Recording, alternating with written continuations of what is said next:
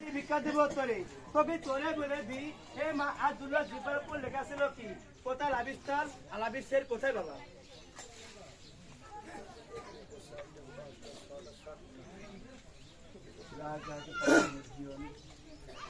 আরেকটা আসবে কিভাবে তুমি কিভাবে যাবে কোন নামে কামাই করে তুমি কিভাবে খাবে এটা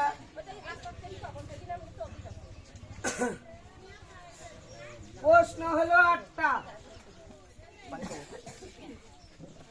আচ্ছা, আর এই সবার শেষে যে প্রশ্নটা করলে এটার উত্তর আগে দিই নাকি বাবা?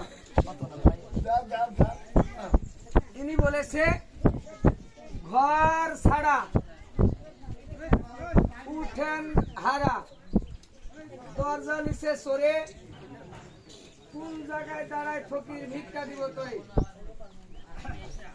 আসলেও আমরা আমাদের বাড়িতে মা বোনেরা ভিক্ষা দেয়, এই ভিক্ষা দেওয়ার একটা নিয়ম আছে।